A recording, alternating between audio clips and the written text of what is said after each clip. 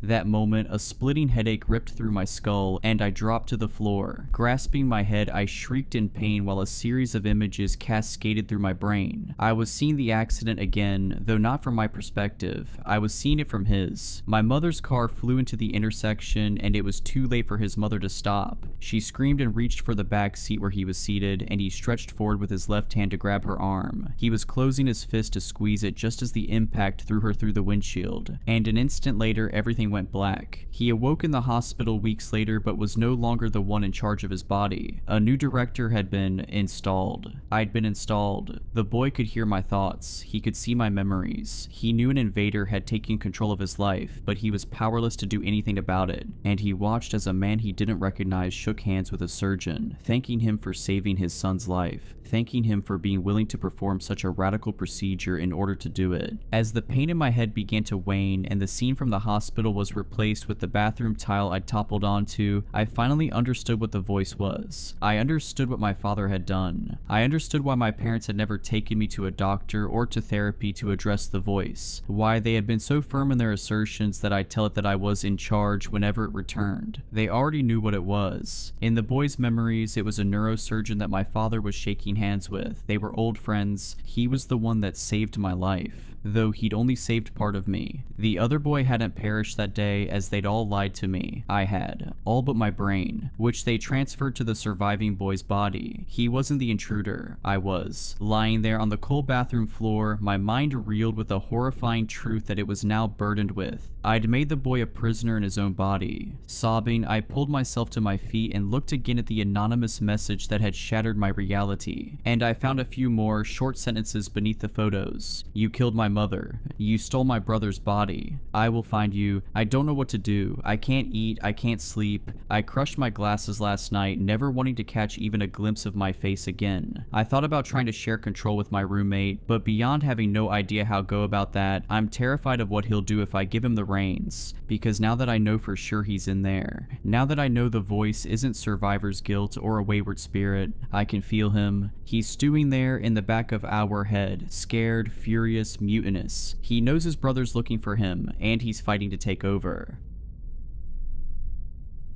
Please feed Mohan his dog food pedigree at 2 p.m. The packet is in the cupboard and his dog bowl is kept near the kitchen sink. I stared at the WhatsApp message, reading it again and again. My emotions were caught between bemusement and nervousness at the bizarre request. I know what you all are thinking, just feed the dog his kibble. But here are the facts. Mohan is not a dog, he is a 10-year-old. To give you all some context upon my situation, I had agreed to babysit Mrs. Sharma's son Mohan because my mother wanted our new kooky neighbor to to feel at home. And no, this was not a paid babysitting job. It was just an endeavor to build neighborly relations by my over-enthusiastic mother. But as I said just now, Mrs. Sharma was a kooky. I had only observed her twice, but both the moments left quite an impression upon me. The first one happened when I caught her cutting a bar of soap like a carrot upon my mother's chopping board. She had brought a pack of those as gifts when she first came to visit us. A brand new pack of expensive sandal soaps. At that time, I was reading a book from a position where she could not see me, but I could see her on the sofa chatting with my mother. But when my mother went to the terrace to fetch our drying clothes for 10 minutes, I surreptitiously watched her take one of the bars and start dicing it upon the chopping board my mother had just used for slicing radishes. I looked away after 5 minutes, but Mrs. Sharma had clearly left no trace of her actions, because when my mother came back, they continued their nonsensical conversations while my mother once again picked up her knife and continued chopping the remaining vegetables. Needless to say, I refused to eat dinner that night and ordered from Zomato. The second incident happened when I caught Mrs. Sharma tasting Pedigree, a popular brand of dog food, when my mother and I were visiting her home. Mrs. Sharma went into her kitchen to pour some drinks and snacks for us while we were waiting in her guest room. At that time, I had a sudden urge to use the washroom. I silently walked past the kitchen, but my eyes happened to glance upon her for a few seconds, and there she was, taking kibbles out of a Pedigree packet and putting them in her mouth. I refused to eat anything she served to me and my mom later on. I also mentally grimaced every time my mom picked a bite to eat. The woman clearly had issues, and I wished that my mom would have stayed clear of her, but fate had other plans. The two had become fast friends, and now I was saddled with babysitting Mrs. Sharma's 10-year-old son Mohan. When I had questioned my mother about why we didn't see Mohan during our visit to Mrs. Sharma's house, Mom told me that it was because he had gone on a walk with a girl from our colony. My mom also gave me a list of written instructions on how to take care of that kid. I wished she would just WhatsApp me, but she just had to write it on paper in her terrible handwriting. Honestly, the only redeeming quality of Mrs. Sharma so far was that she was not as technophobic as my mother and had agreed to message me the instructions. The babysitting ordeal was to last from 12 noon till 6 in the evening. I had not even glanced upon the list my mother had given me, as Mrs. Sharma had promised me that she would text me the relevant tasks throughout the day. So, with an irritated look up on my face, I went to pursue the challenge. I first saw Mohan in the living room of their house, watching television. An episode of Doraemon blared from the television and I winced at how loud it was, but the kid was unaffected. Mrs. Sharma had just deposited the keys to her house with me right outside the house and left in a hurry, without even introducing me to her kid. Her craziness clearly wasn't going away anytime soon. I felt sorry for the kid for having such a weird mother without even having met him, so that is how I had relaxed a little and entered their living room after safely locking the door. I was told by my mother that Mohan was 10 years old, and he looked exactly like a normal 10-year-old would. He was watching the television screen with his black hair combed back, wearing a red t-shirt and a pair of comfortable pants, munching upon Maggi noodles with a glass of mango juice nearby. I introduced myself to him and he monotonously replied to my basic questions, his attention clearly fixed upon the television. But he looked comfortable enough, so I went into the guest bedroom of the house to watch Dairy Girls on Netflix after reassuring him to call me if he needs anything. I was captivated by the show until Mrs. Sharma's message notification came on WhatsApp. That is when the weird message that I had talked about earlier came in at 1:40 p.m. and reading the message made me wish that there was some version of CPS in India, because the entire event just screamed that something abusive was going on with Mohan and his mother. I wondered if Mrs. Sharma was joking with me, so I nervously went to the cupboard to see if I would actually find dog food over there. I was hoping that the last time I saw her eat Pedigree kibbles in her kitchen was just some hallucination or glitch in the Matrix moment, but there it was, a yellow packet with a cute little golden retriever picture, a big packet of Pedigree. I stared at it for a good 10 minutes, wondering what my next steps should be. Should I make a run for it and inform my mother about the incident, or should I grab Mohan along with me too? Or should I just ignore my conscience and feed him the dog food and finish my babysitting task? Because if the past events were anything to go by, it certainly would not be the first time he would be eating it. My mind was racing in all directions, until suddenly I heard scratching at one of the bedroom doors nearby. To say that my blood had turned to ice by now would be an understatement. I quickly ran to Mohan and asked him what was causing the scratching. Maybe it was just a pet that Mrs. Sharma had confused with Mohan, I thought nervously, but Mohan's reply caught me off guard. "It is the red man," he told me. "What?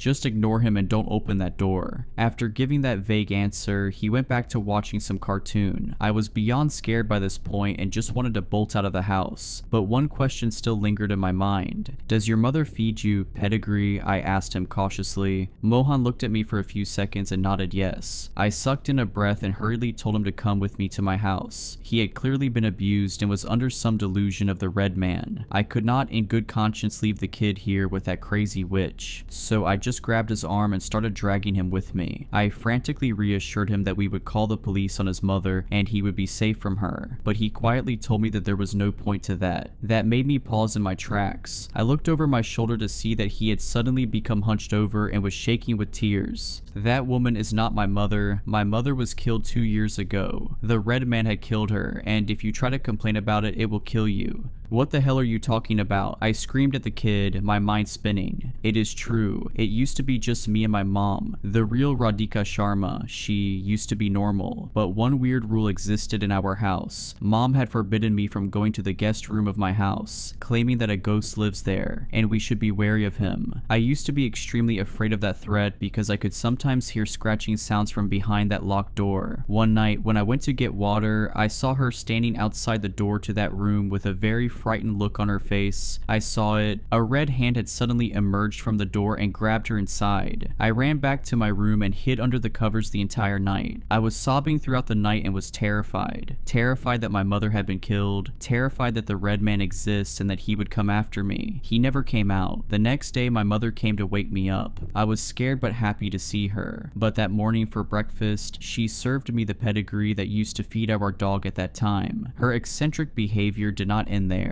She would always take baths with a mixture of milk and oil. She would sleep on the roof of our car with her eyes open. She would twist her neck at odd angles pretty often, and she would also cut up slices of soap to feed our dog. Our dog, he died soon because of that. I stared at Mohan with a numb feeling. He continued his rambles. I knew then that thing was not my mother, that my mommy was dead, and I also knew that whatever that thing is, it was trying to imitate humans. It has gotten rather good at it over 2 years. We moved a lot during that time. It will always chat up the new neighbors, trying to appear more and more normal. I knew it was some weird creature, but I also knew that it was not the red man, because no matter where we moved, there would always be one of our rooms that would be locked and off limits to me, and I could hear scratching behind it. He finally finished his story while sobbing throughout. I just kept on standing there, feeling like an icy hand had gripped my heart. I was not afraid for the kid. I knew he would survive somehow. I was afraid for myself, knowing that I had basically entered a haunted house. Mohan had escaped my grasp and ran upstairs, probably to cry to himself some more. But I knew that if I didn't get out of the house that second, my legs would give out and I would not escape alive. I was about to make a run for it when I heard a tire screech in the background. Mrs. Sharma, or more pointedly, the thing imitating her, was home. I just stood there frozen like a statue when the lock turned. The thing must have had a spare key, of course, and within moments it opened the door and entered the house with a cheery face. "Hello dear, how was your day? I am sorry I came home early. The grocery shop I like was closed today and I was free to come home early. I hope you had fun with Mohan, he is very friendly." The thing grinned at me. I just stared in silence, not a movement out of me. It moved towards the room from where the scratching sounds were coming from, still chatting me up.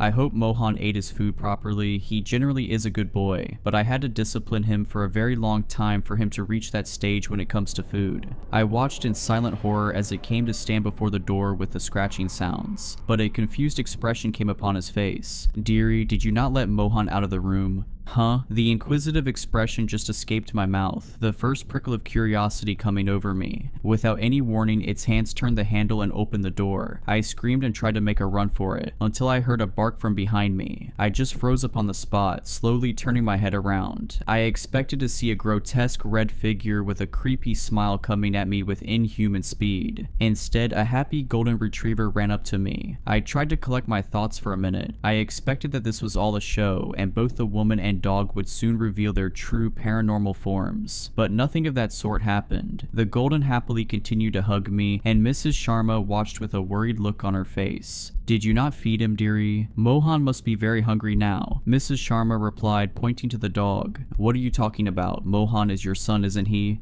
"I refer to him as my son, but he is not my actual son, dearie. He is a dog. Why are you asking such a weird question?" "But were you confused all this time because you thought I had an actual son?" son. I never had a child and I had never been married. I have only had one companion for 10 years. My beloved Mohan, let me feed him now. He must be hungry." With that, she walked towards the kitchen. I just excused myself and ran to my home. I ambushed my mother as soon as I saw her. "Did you know that Mohan was a dog?" I angrily questioned my mother. "Of course. Why are you asking such an idiotic question? Was that not clear enough the first time you saw him? Mohan being a dog was literally the first thing I wrote in my list, but you did not read it." My mother chided me. I was at a complete loss of words. If Mohan was a dog, then who the hell was the boy I talked to? Wanting more answers, I started narrating Mrs. Sharma's past actions to my mother. I told her about Mrs. Sharma's weird soap chopping and pedigree eating behaviors from earlier. I expected her to be shocked at this, but she only laughed. She was chopping the soap because I had asked her to do that silly. I had wanted to take those pieces of soap to keep them in our potted plants. I had read somewhere that they repel insects and wanted to check for myself. And as far as the pedigree eating is concerned, she did not eat it. She told me that she puts a few pieces in her mouth to encourage Mohan to eat it. She sometimes does it even when he is not there out of absent-mindedness. You may think it is weird, but the tactic has been quite effective so far. With that, my mother started walking towards the dining table, still speaking. "You have really disappointed me this time. I expected you would take better care of Mohan. You are lucky Mrs. Sharma is a sweet lady. She would probably forgive you. Mrs. Sharma had even brought a gift for you for taking care of Mohan." My mother kept on ranting. My mother pointed towards a painting kept on the dining table, but as soon as I saw it, beads of sweat started collecting on my forehead and I felt like I would faint, because the painting consisted of a picture of the same boy I had talked to earlier that day, and on the bottom right corner, it was signed as the Red Man. Since then, I have tried to throw out the painting multiple times, but it keeps on showing up in weird places in my house. So all I am requesting you guys is that if you ever end up babysitting a kid talking about the Red Man, just call an exorcist. The trouble started when a really nice lady moved into the apartment across the hall. Mrs. Armstrong, she lets me and my mom call her Amanda because she likes us, is in her 70s and used to be a nurse. The day we met, she invited us over for chili con carne. My mom said Amanda was a dying breed and that very few people acted so neighborly anymore. As I wolfed the chili down, Amanda mentioned her planned trip to Amsterdam. Mom joked she should visit the sex museum to get some inspiration. "Don't you mean torture museum?" Amanda replied, laughing. I didn't really get the joke. After the meal, Amanda cleared our plates. I excused myself to use the bathroom but opened the wrong door. That's how I met Benji. Benji is a blonde Pama-Poo, which is a type of dog. He chased me down the hall, growling and barking. Luckily, Mom zipped over in a flash. She used to train special dogs that helped blind people, which meant animals loved her. If she walked into a lion's den, the lions would probably roll over and ask her to scratch the soft fur on their bellies. As she petted Benji, I ate chocolate cake. Mom always said I should try being nice by asking people questions, so I asked Amanda about a picture on the wall, and her eyes went misty. I asked Mom if I did something wrong, but Amanda promised everything was okay. She said the picture was of her daughter who got sick and died a long time ago. Like Amanda, the girl was very pretty, except she had red hair, not white. Mom got choked up telling Amanda about my dizzy spells and migraines. Because I got brainstorm clouds every few weeks, I couldn't move out after I finished school, but Mom explained how I always helped with the bills. A nice man called Mr. McCann owns a hotel nearby, and he lets me work in its restaurant sometimes. Mr. McCann doesn't have a problem with me taking time off whenever I'm sick. I'll admit I'm very lucky to have Mom. She always helps nurse me back to health. After Amanda told us about her daughter, she stayed quiet for a while. To make her feel better, I said, "Don't be sad. I can tell from how much Benji loves you, your daughter was lucky to have you as a mother." After that, Amanda gave me an extra piece of cake. "Oh, one more thing," she said as she walked us to the door. "Please don't mention Benji to anybody." The landlord, Mr. White, was friendly, but he didn't like animals. Mom promised her secret would be safe with us, and then back home she said, "That was a nice thing you said back there." Sometimes Mr. White lived in the apartment below ours. He worked as a doctor but owned a bigger house in the country, so he only stayed there whenever he got too tired to drive home. Mom said this was good because having somebody stomp around downstairs would make my migraines worse. worse. Mr. White also let us pay our rent late if we didn't have much money that month. In January, Mr. White died of a heart attack. This made me sad because he always left us treats and a nice card on Christmas. Mom told me his son, a man also called Mr. White, inherited the property and that she hoped nothing would change. The day the moving vans appeared, Mom and Amanda looked nervous. Knew Mr. White planned on living downstairs all the time. This meant Amanda needed to keep Benji inside and only take him for walks when she knew the coast was clear. I said knew Mr. White might have liked animals more than his dad, but Mom said sometimes it's better to keep your mouth shut about these things. To reach our apartment, you needed to go through the main hall and up a set of stairs beside Mr. White's door, and the day after he moved in, he came out just as me and Mom arrived with our shopping bags. He kept asking Mom if she had a husband. Then he pointed at me and said, "What's his problem?" "He doesn't have a effing problem," Mom shouted, her face all red. Then she dragged me upstairs. I said Mr. White must be super friendly because friendly people ask people questions, but she said he didn't have friendship on his mind. I asked why Mr. White thought I had a problem, and she grabbed my hands and said, "There's nothing wrong with you, Danny." She explained because I was sick for most of my childhood, I never got to spend time with the other kids, which meant I still had lots to learn about communication. Mr. White started cornering Mom at the stairs a lot. She said he must have been listening for her. She started tiptoeing. This worked for a while, but then he started knocking on our door. He'd say things like, "Is the water pressure okay?" or "Did everybody's internet drop or just mine?" One afternoon I heard a commotion from my bedroom and went down the hall. Our apartment door opened onto the lounge. Standing there, Mr. White said, "You're busy watching him again? What's the matter with that boy anyway?" "Danny's very sick." "What, can't you let him off the leash for one night?" "I'm sorry." So he'd old enough to grow a mustache but can't wipe his own butt. After Mom slammed the door, we made eye contact. She asked how much I heard. I said everything. I could tell by her tone she was upset, so I gave her a big hug. I told her if Mr. White made her cry again, I'd beat him up, and that made her smile. Then I said I'd tear his stomach open and rip his innards out, and she told me I'd gone too far. A few days later, I got startled awake by somebody pounding the door. My brain clouds meant it was hard to follow what happened, but Mr. White kept screaming the word dog over and over. In the morning, Mom wouldn't tell me about their argument, but Amanda came over with a bottle of wine like the kind they serve at the hotel. Mom told me to go to my room, but I hid in the hall instead. Mr. White was annoyed about the yappy F word running around our apartment. He said he heard a dog's toenails click across the floor, which would be his roof. Amanda heard this and knew he meant Benji, but was terrified what would happen if Mr. White found out. "Benji's all I've got," she said through tears. Mom hugged her and told her not to worry. Mr. White started causing lots of trouble. Mom said she always smelled alcohol on his breath, and when people had too much alcohol at the hotel, that's when the doorman kicked them out. One night, I woke up to Mom screaming, "Do you see a doggy bowl anywhere around her, or how about a leash?" Blood was thumping in my ears and their loud voices were so painful. I squeezed my eyes shut and silently counted to 10, making my mind blank until my head stopped hurting. In the morning, Amanda brought us cookies. "I don't understand how he can still hear Benji," she said. "I've soundproofed the apartment." She offered to help with our rent, but Mom said no. She said Mr. White was probably just making excuses to be angry because she wouldn't F-word him. Later, she explained to me we needed to stay on our best behavior, because that B-word would have used any reason to evict us.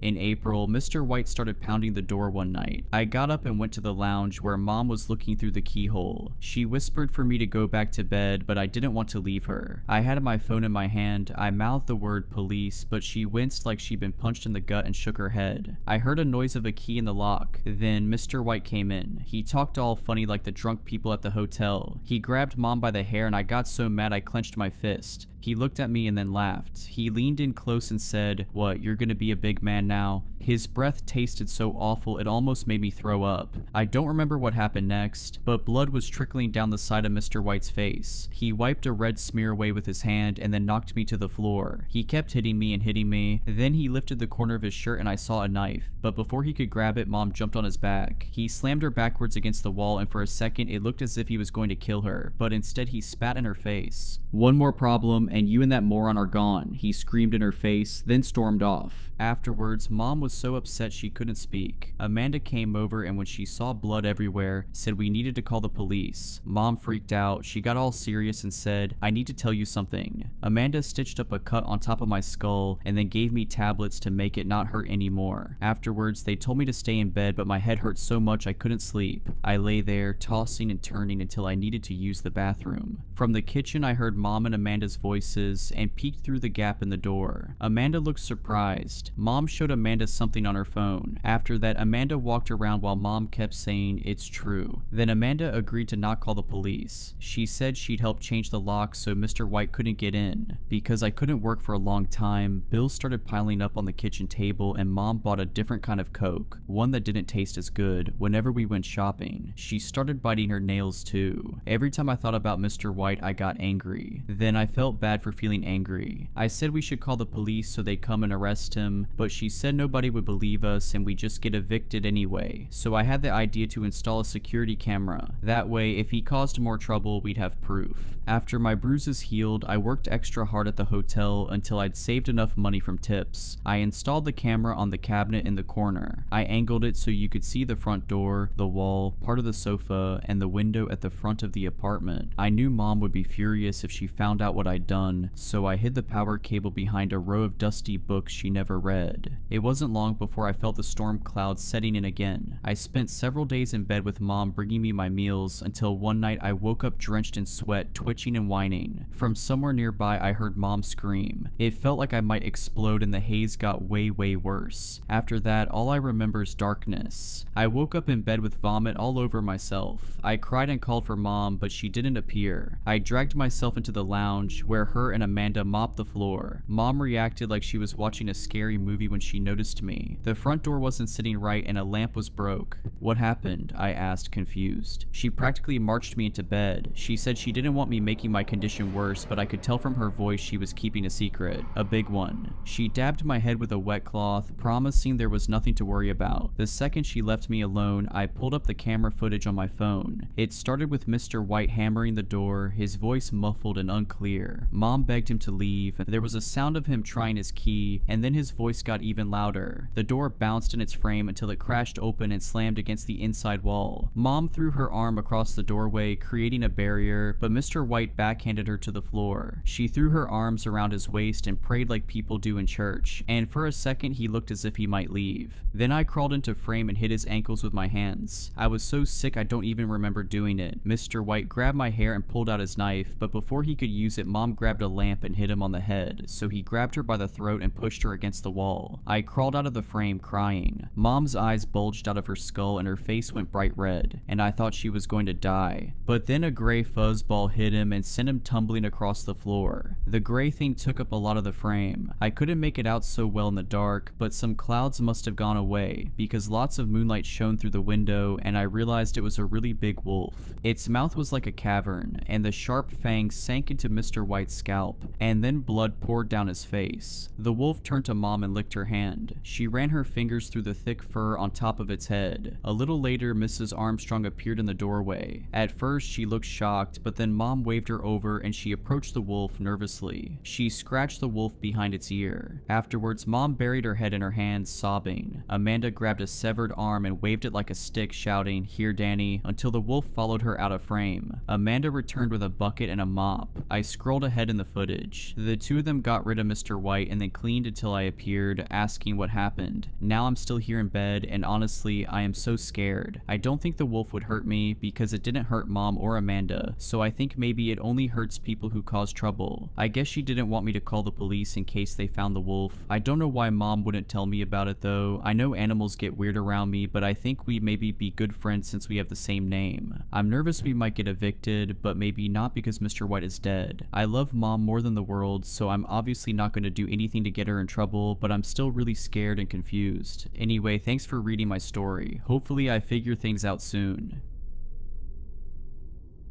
You may think you know this space agency, but you don't. NASA is not the sum of its publicly presented parts. I'm not simply talking about classified research and development. I'm talking about the dozens of space programs veiled from prying eyes, programs hidden even from many folk within the company. And when I was finally offered the privilege of peering behind the curtain, I found myself at the eye of an unprecedented storm, a disaster beyond the bounds of earthly horror, the GE-1 mission. Since the climax of the space race, a consensus has grown, a prevailing belief that NASA has abandoned the final frontier. It is, however, an absurd notion that the brightest minds of this agency no longer care about space's mysteries. The truth is that our best scientists decided decades ago to shield humanity from the hellish things we uncovered, things lying in the pits of space that no light reaches. NASA projects featured in the media have low stakes. Even the International Space Station sits at the foot of this organization's priorities. Significant expeditions are classified. The ones intended to catapult humanity towards the stars, for instance. The ones using spacecraft beyond what the average person deems possible with human technology. We are capable of things that would leave you awestruck. We are capable of things that would leave you cold. The GE-1 spacecraft launched on Wednesday, 25th January 2023. It sailed beyond our solar system, pursuing a slow signal that was coursing through the outer reaches of the Milky Way. Not an intelligible transmission, but a frequency that intrigued us nonetheless. A frequency named 784A. Hysteria swept the company on the date of the signal's first interception, Saturday, 29th October 2022. Given 784A's ever-moving source, the frequency sparked feverish intrigue. Regarding the nature of the mysterious moving signal, there seemed to be a different hypothesis from every NASA employee with clearance. It was truly an exhilarating time, and things reached a fever pitch when the GE-1 craft launched a few months later. Employees weren't eating or sleeping. They spent their waking hours sharing ideas about the mysterious transmission from space, a circuit board of explanations that finally overloaded on Thursday, 2nd February 2023, the day on which the GE-1 stopped responding to NASA. 1 week later, on Thursday, 9th February, the signal from the spacecraft returned. Commander Irwin, this is Mission Control. Dr. Parker, the head of the project, announced. Mission Control to GE-1. Do you copy? Roger, Mission Control. Commander Tim Irwin responded. We've been trying to reach you. We lost contact with GE-1 7 days ago, Commander. What happened? What is your status? Dr. Parker asked. All systems are fine, Mission Control, Irwin replied. Dr. Parker seemed flustered by the commander's nonchalant demeanor. The project leader clawed at his gray, thinning hair with tense fingers. The old man seemed to be carefully considering his next utterance. 7 days without contact, Commander. 7. GE-1 disappeared at our end. Do you have a status report? Anything which might explain why we were unable to communicate with one another? Parker asked. Nothing, Mission Control, Irwin blankly replied. As for 784A, we reached the transmission point of the signal. There was nothing to be found. We have collected as much data as possible, requesting clearance to return home. There were several minutes of nervous mumbling from various scientists and board members. Dr. Parker looked broken beyond measure by the time he leaned forwards, heavy breath beating against the microphone. He was trembling with a mixture of rage and confusion. Roger, Commander Irwin, you have clearance to come home. Parked croakily whispered. On a vessel traversing space at an unfathomable pace, the astronauts returned home. The craft silently landed at an unofficial NASA site on Wednesday, the 15th of February, 2023. The GE-1 crew emerged, greeted by a small, applauding crowd. Tim Irwin, Gianna Danes, and Matthias Olsen. Those were the 3 astronauts who supposedly emerged from the spacecraft. And at first, we had no reason to believe anything else. We recognized the 3 faces, the 3 voices, the 3 brilliant minds. However, it did not take long for slight oddities to slip through the cracks. I overheard something perplexing whilst Tim Irwin spoke to his wife, Melissa Irwin, in the break room. I love you, Melody, the astronaut said. Melissa frowned, smiling awkwardly. Melody? Who is Melody? I didn't intend to eavesdrop. I'd been helping myself to a drink. Still, I slowed down when I heard that. Melissa was clearly teasing her exhausted husband, but there was a slight tinge of uncertainty in her voice. And I'll admit that I was a little too nosy. I pretended to weigh up 2 different drinks before I made my way out of the room. As a result, I managed to catch the tail end of the commander's strange fumble. Irwin cleared his throat. I'm sorry, honey,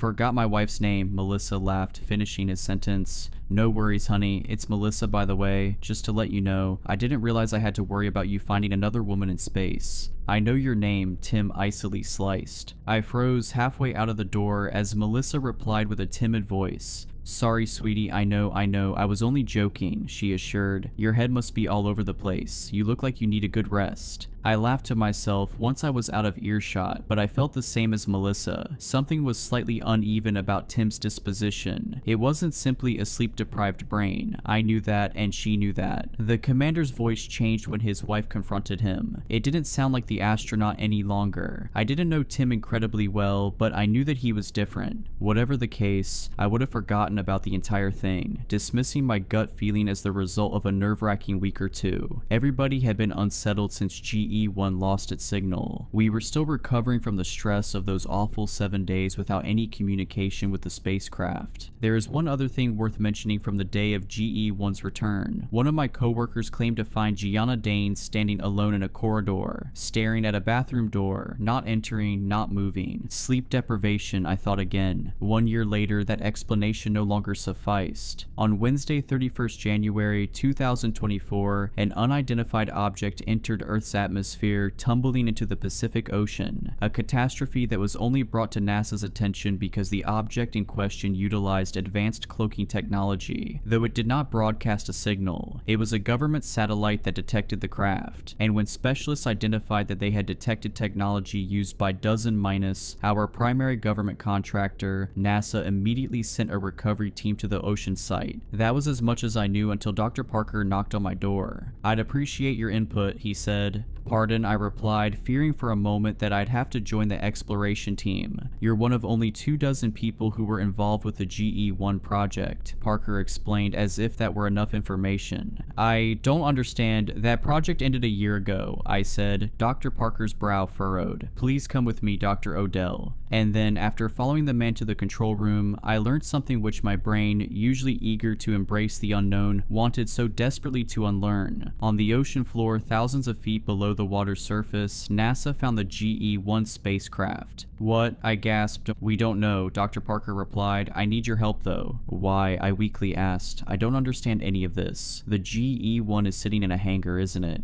Yes, Dr. Parker nodded, but it's also sitting at the bottom of the Pacific Ocean, 3,000 miles off the East Coast. My face whitened, and the man nodded. Take your time to process that, he said. I'm still working on wrapping my head around it. After a minute or so, I finally summoned a question that I didn't find utterly foolish or uneducated. It's the exact same spacecraft, identical in every way, I asked. The project leader sighed. Well, yes and no. Why am I here, Dr. Parker? I asked. The recovery team has not explored the craft yet, the man replied, but we have conducted a preliminary exploration with an unmanned vessel, UV-7. Movement was detected within the craft. Christ, I gasped, and Parker continued. It's unsettling. The room is divided. Some specialists think a living organism might be down there, but others think it may have been a dislodged piece of equipment. The UV-7 didn't transmit any biological information. Anyway, that's why I wanted to bring you into the room. You're one of this organization's leading biologists, after all. I scoffed. I specialize in cell and molecular biology. This is... well, what is this? What have we even found here? Shade. Nothing, Parker said. That's my verdict, but Dr. Long disagrees. I mentioned your name to them, and I'm hoping you'll help me. How? I asked. By proving what the UV-7 has already told us, he answered. Whatever moved down there, it wasn't living. It wasn't organic in nature unless a fish happened to... No, it couldn't have been. As I said, the UV-7 would have detected a biological signal. I agreed to offer my opinion. I shouldn't have done so, but I did. It would have been easy to ask Dr. Parker to choose someone else. Give someone else clearance. I wasn't exactly emotionally invested in the GE1 program. It had been a year since the astronauts supposedly returned, and we'd found nothing at the source of the 784A frequency. Since then, I'd moved on to bigger and better things. Of course, everything changed when Parker revealed that an identical version of the GE1 spacecraft existed at the bottom of the ocean. It was a discovery far beyond anything I'd experienced during 13 years at NASA. I needed an answer to the unknown. 2 hours later, with no more than 20 people in the control room, we watched live footage of the submarine's dive towards the GE-1 crash site. The mission was a joint venture between NASA and a privately contracted company, with all participating crew members legally bound to an NDA. After all, they were about to explore a spacecraft which, in the public realm, did not exist. After the initial flurry of breathtaking aquatic species, it took another 2 torturous hours for the video feed to display anything other than blackness. The vessel descended into the depths of the ocean, the part that light didn't reach. I thought about its similarity to space. I found it ridiculous to think about the fact that we have ignored a frontier on our own planet before exploring the one beyond it. So much of the ocean remains unexplored. Eventually, the contractors found the wreckage, and 2 divers, each fitted with a camera, left the submarine to explore the vessel. When they rounded the battered nose of the spacecraft, mission control fell silent. We all saw it at the same time. The bold letters printed on the crumpled wreckage of the sunken craft, which was half buried in the black seabed: GE-1. Hearing about the discovery was one thing. Seeing it on a gargantuan screen was something else. Dr. Parker was no liar. I knew that, but I still didn't believe him until I saw the footage for myself. Breaching the airlock now, the lead diver, Barton, announced. Disturbed water swirled into a stream of bubbles, clouding the lens of Barton's camera as he used a piece of specialized drilling equipment. It was a long and arduous process, during which Mission Control only had a limited view of the spectacle through the camera of Lee, the second diver. "That'll do it," Barton's colleague said. The bubbles started to disperse as the drill ceased, and we watched the 2 explorers break the airlock's mechanism before pulling the hatch towards them. They revealed a void within the opening, and the lights on their headsets did very little to illuminate the innards of the craft. I sensed that the 2 men were apprehensive about entering the wreckage. They likely knew very little about NASA's GE-1 program. That, in the end, was for the best. We all longed for that privilege. Entering the vehicle, Barton uneasily said. The lead diver swam through the opening, followed a couple of seconds later by Lee, who may well have been on the verge of turning and retreating to the submarine. The split screen revealed 2 pieces of footage, barely different in perspective, 2 views of the same bleak, water-filled tunnel, the entrance to a vessel that had once traversed space, only to meet its end in a watery grave. "Are we broadcasting clear footage?" Lee asked. "Yes," Dr. Parker responded. "If you follow the main hallway, you'll reach GE-1's flight deck."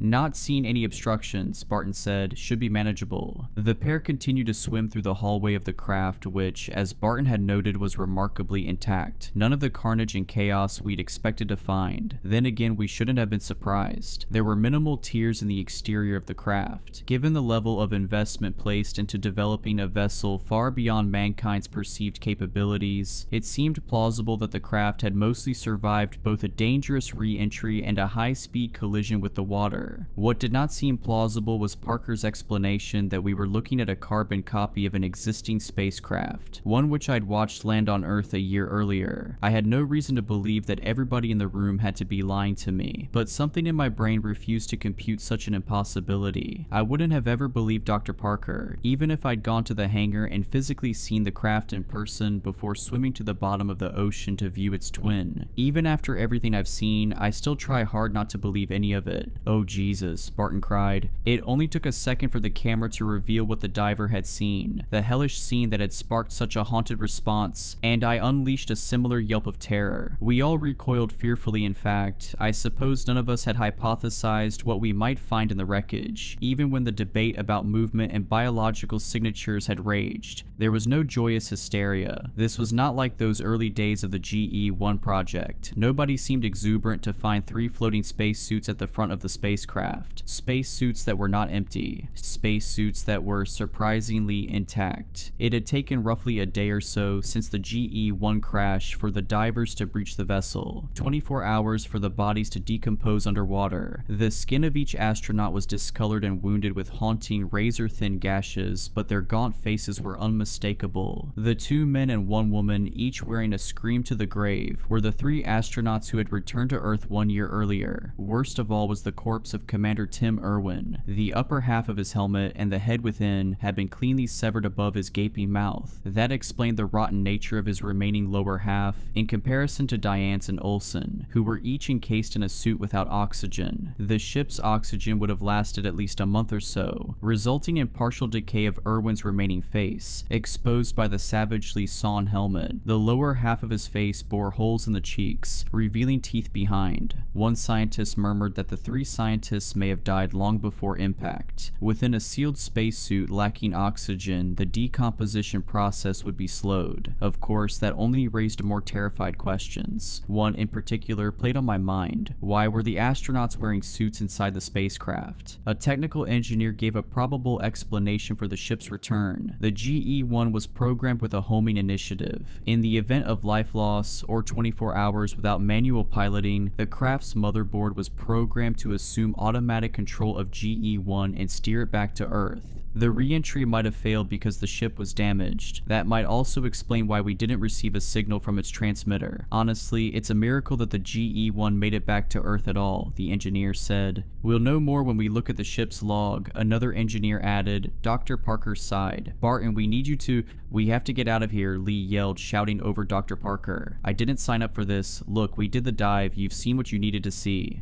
I understand that this is a terrible situation, Parker continued. You were, however, briefed. You signed a contract, Mr. Lee. The nature of the expedition was made clear to you, and we don't have all of the information that we need. We need you to recover as much of the ship's data as possible. Do you have the drive?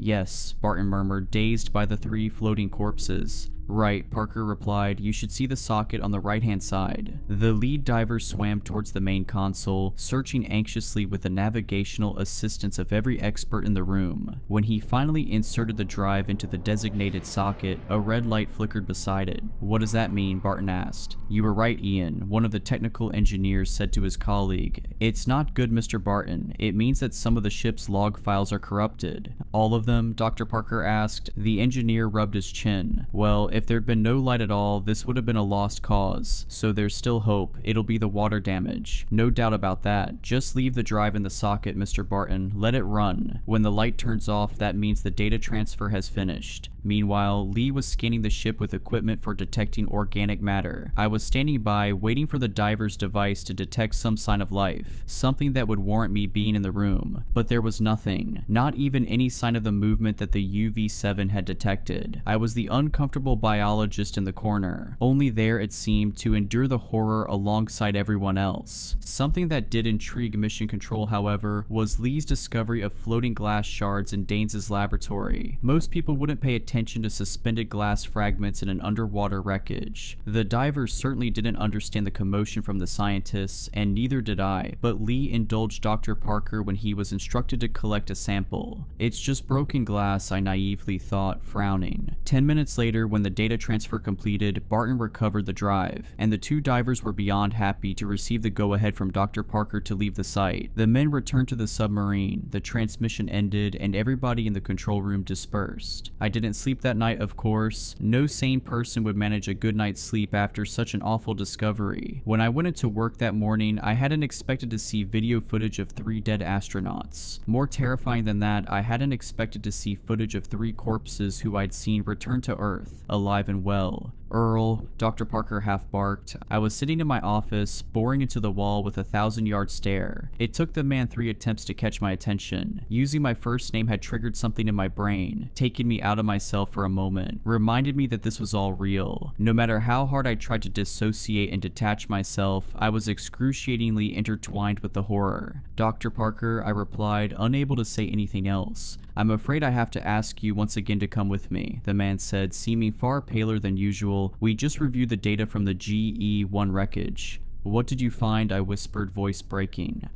Parker sighed. If you come to my office, you'll see. I really need your opinion. That seemed like a lie to me. Dr. Parker had been talking about the importance of my opinion as a biologist since the start of the GE-1 program. In the end, I'd simply been a limp, lifeless limb. Hardly even a backup appendage. Just some excess fat that somebody had forgotten to trim. As it would transpire, however, Dr. Parker had finally found something that required my input. Out of 102 audio files on the drive, only 2 were uncorrupted, 2 recordings from Commander Tim Irwin. Within those recordings, Dr. Parker heard something he didn't understand, heard many things he didn't understand. Unfortunately, I scarcely understood the recordings either. What little I did understand, however, horrified me, and I saw that coming. It was foreshadowed by the project leader, by his haunted eyes. The board need to know whether they found something alien in nature, Dr. Odell. I still don't think it's not organic. I don't believe that. They won't listen to me, Dr. Parker said, but they'll listen to you. I could tell that the man no longer believed his own words. He wanted me to prove him wrong. File 86. This is Commander Tim Irwin. I am recording this message at 1440 on Thursday, 2nd February 2023, Greenwich Mean Time. Since 12:15 today, we have been unable to contact Mission Control. Olsen has not pinpointed any malfunction, so we hope that all remains well back home. The three of us are contemplating the possibility that the issue with our broadcasting signal stems from what we have discovered, the source of the 784A frequency. We found it, and given what we have experienced over the past 2 hours, I believe it to be vital for me to record our findings in the absence of any communication with Dr. Parker. At roughly 12:35, shortly after losing contact with home, we finally saw a physical manifestation of the frequency that we've been hunting for 8 days. We were starting to think there would be nothing there. We'd been eyeing blackness for hours, believing that the transmission had no visible source. It was when we neared a mile or less from the signal source that we finally saw something tangible. I'm still struggling to describe our discovery.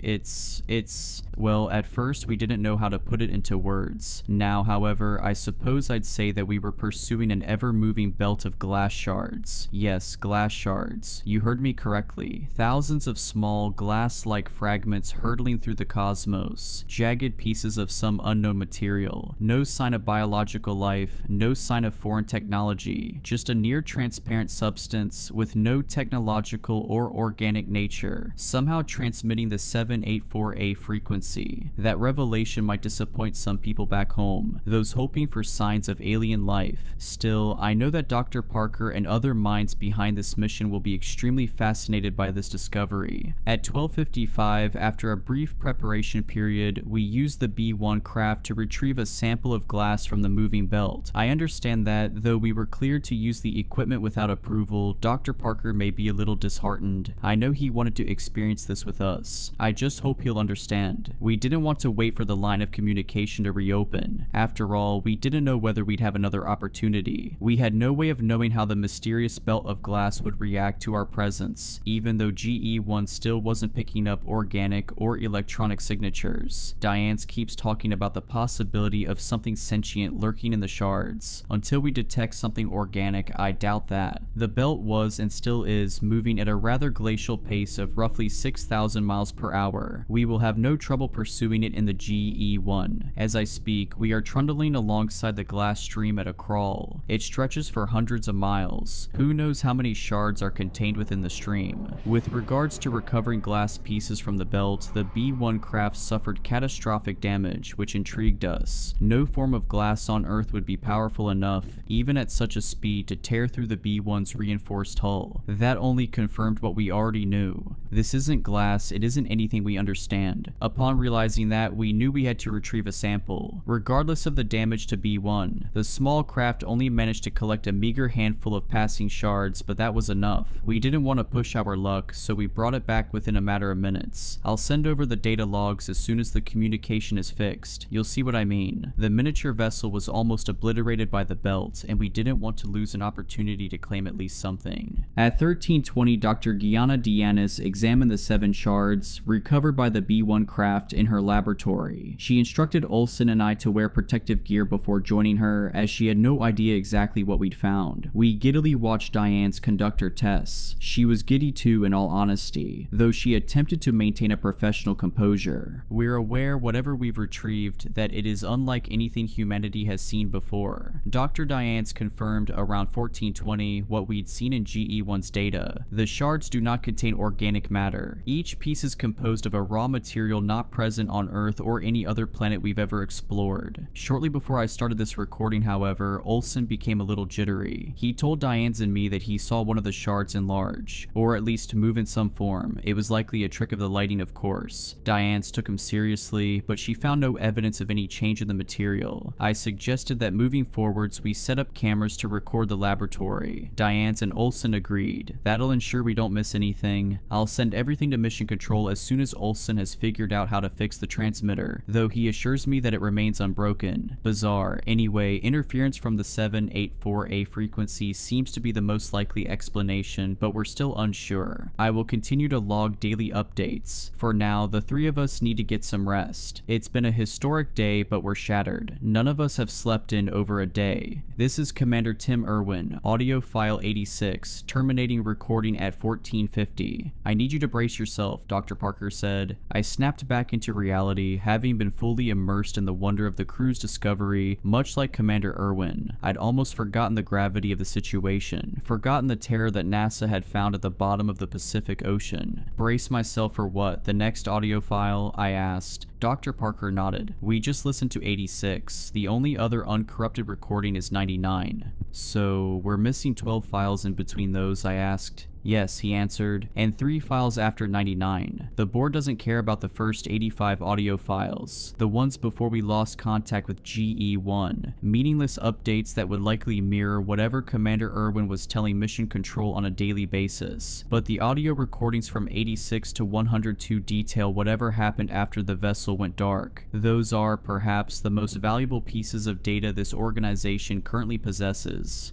Right, is file 99 useful? I asked. The doctor's lip quivered as he hovered his unsteady index finger over the mouse, contemplating whether to inflict such horror upon me. I wish he hadn't. Useful? That's an interesting word. I don't know, Dr. Odell. It tells one horrifying part of a story we don't understand, Parker croaked before clicking. File 99. This is Irwin. 99. File 99. Since the last few recordings, it's all over, and things were already terrible. This must be my 5th recording today. I'm sorry. Sorry for the backlog of files for you two. Oh, who cares? Why am I apologizing to anyone? Nobody's there. Nobody will ever be there. I'll be lost to space and, well, I hope somebody hears it. There's the protocol after all. The return protocol. I'm no engineer, but I remember Olsen talking about it. If GE-1 makes it back to Earth, I hope these recordings make sense to you. Whoever's listening, none of this makes sense to me. And it's even worse now Diane's is gone. She died at, I don't know, 2210 perhaps.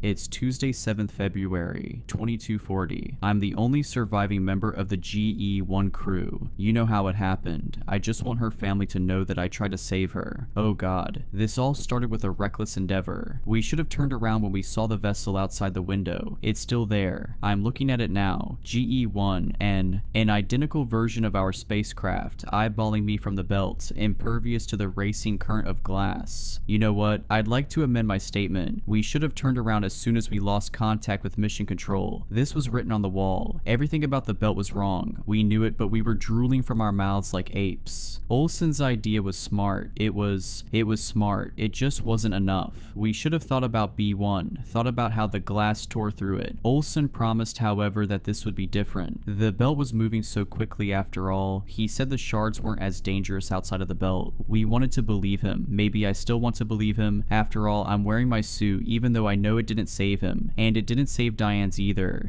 I spent most of the day trying to stop the bleeding, but it was awful. You heard it. You don't need me to tell you. I still hear her words, ringing in my ears. The things she described, the way it cut into her skin and then disappeared. The glass disappeared after hacking her face to pieces. It was so methodical and quick. So eerily quick, but not in a merciful way. Her dying scream will never leave my mind. Neither will the sight of that sharp shard, unbound by the laws of physics, slicing her face with clean, swift motions. A weapon wielded by an unseen force. I've locked the lab. That won't be enough, will it? It wasn't enough to stop. Oh, there it goes. That's why I wanted to record this. I keep seeing something in the copied version of the GE-1 spacecraft, gliding 100 yards away from the real one. I keep seeing movement behind the windows.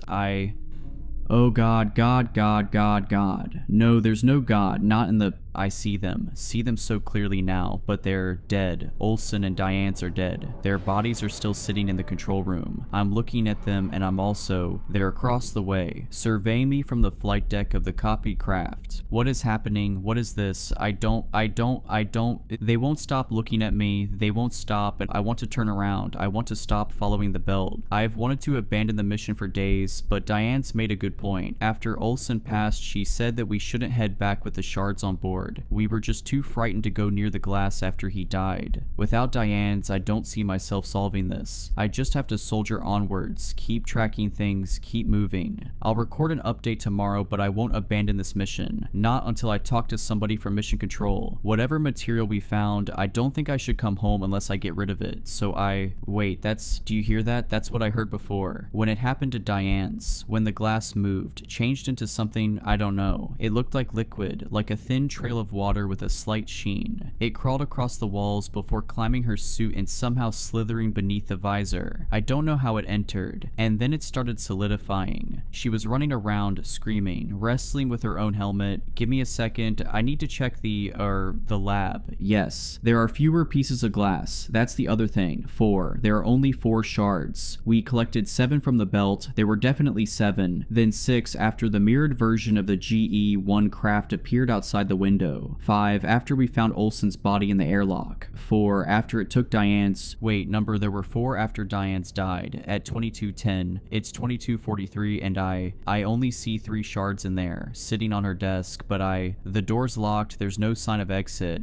Where did the 4th one go? Where did it go? I don't know how much longer I'll be able to wait. I want to come home more than anything. See Melissa, see the little ones, but that's exactly why I won't come back. It would be selfish. It wouldn't be right to let them live on an Earth with the risk of these shards. Stop looking at me. Both of you, stop it. What are you? You're not them. They're dead. I'm sorry. I'm so sorry for recording all of this. It would have been better not to know, wouldn't it? It would have been better not to know. Commander Tim Irwin, audio file 99, terminating recording at 22:45. After the audio ended, Dr. Parker and I sat quietly, not silently. I could hear my own heartbeat in the quaking canals of my ears. I could hear the project leader hyperventilating, failing to hide a fearful murmur that sounded at the back of his throat. He'd already heard the 2 files, of course. I had no idea how he'd managed to maintain any semblance of professionalism. He knew what was coming, he knew what I was about to hear, but he said nothing, did nothing. I was crumbling from the haunting revelations in the last surviving recording of Commander Irwin. I hated Dr. Parker for involving me in the GE-1 program. Think about what we saw, the man eventually whispered. I looked at him without uttering a word, giving the scientist time to continue. Think about the body of Tim Irwin, Parker explained. What remained of it? I need, more than anything in the world, to hear File 102, the commander's final recording on Friday the 17th of February 2023. That was after the GE-1 landed, I said. He shuddered. It wasn't the GE-1, Dr. Odell. You know that now. I'm thinking about the shards recovered from the wreckage. What happened to those? I asked, gripped by a fresh wave of terror. Dr. Parker lowered his head. Scientists are examining the fragments. Dr. Zeeland's team. Now you've listened to the audio files, I'd like you to lend your expertise in his laboratory. Right, well, I've remembered something else, I said. The video footage from the dive. Do you remember seeing the glass in GE-1's laboratory? I've hardly thought of anything else, he replied. Commander Irwin said in the final uncorrupted recording that only 3 shards remained, but there were more than 3 shards in that water. I quivered. Parker frowned. I don't know what to say to that, Earl. The shards could have shattered during the crash, split into numerous smaller fragments. I didn't believe that, not from the description the commander had given. These were sturdy, unnatural things which could change shape and state, not things that would shatter. Anyway, Dr. Odell, the scientist muttered, clearing his throat. Before we go to Zeeland's lab, I'd like to ask for your opinion. GE-1 found no evidence of organic matter in the belt. Dr. Gianna Dianes found no evidence of organic matter in the shard samples. Given the commander's description in File 99, however, do you think that the ship's data log may have been wrong? Do you think Dr. Dianes may have been wrong? I sighed. There isn't enough evidence for me to give a definite answer to that question, Dr. Parker, not until I see the shards for myself. I regretted saying that. I didn't want to see the shards. I wanted to run away, wash my hands of the whole thing. File 99 had filled me with a bottomless dread that I didn't realize the human body could experience. It haunted me. The thought of an unfeeling thing stealing one's form and then shredding that same person to pieces. The commander was right. It would be the worst thing imaginable for the substance to make its way back to Earth, but it was all over when the glass mimicked the spacecraft. The shards have already been here for a year. "You're too late," Dr. Zealand said. That line snapped my mind into action. I had zoned out of the earlier conversation with the scientist, still trying desperately to process the horror of the past few days. It was nearly impossible to process something far beyond our world, something the human mind has not evolved to process. Dr. Parker scoffed. Dr. Odell